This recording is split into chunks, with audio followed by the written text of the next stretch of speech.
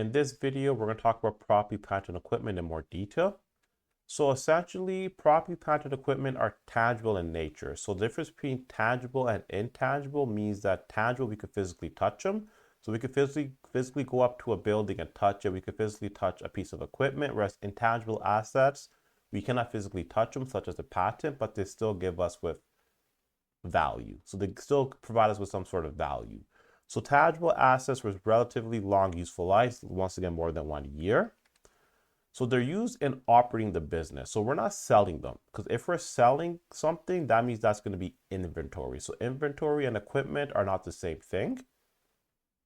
That's very important. So examples include land, buildings and equipment, furniture, computers, vehicles, and they're usually listed in the order of permanency. So usually the order is going to be land first, buildings, equipment, furniture, computers, vehicles. So the order of permanency is very important.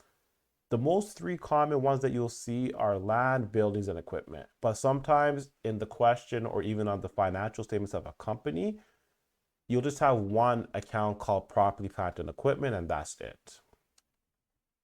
So let's talk about depreciation now. So depreciation, so essentially land is never depreciated because usually the nature of land is it appreciates in value. However, buildings and equipment is usually depreciated because over time, the value actually drops.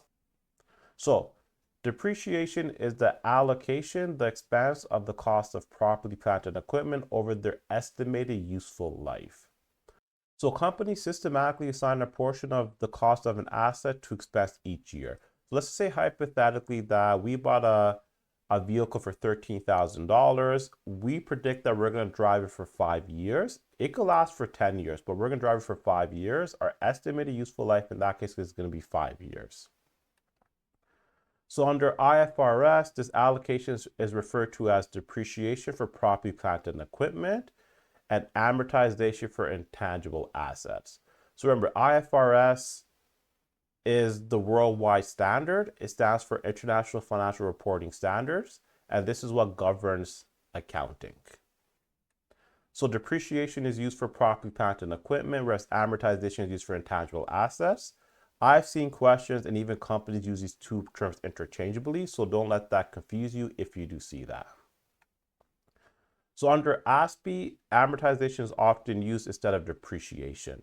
So essentially, ASPE is accounting standards for private enterprises. So if you're a Canadian corporation and you're a private corporation, instead of using IFRS, which is much more complicated, you could easily use ASPE, which is less complicated since you're a private corporation.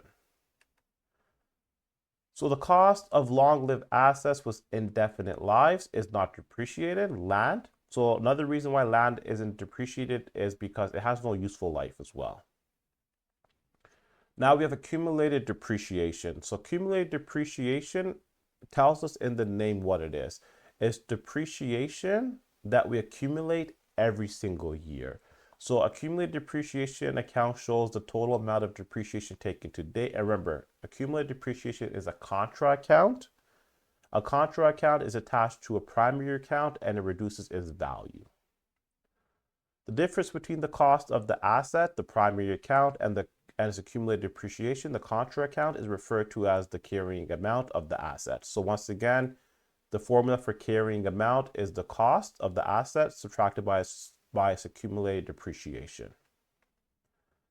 Accumulated depreciation is a contra asset account, which we already know.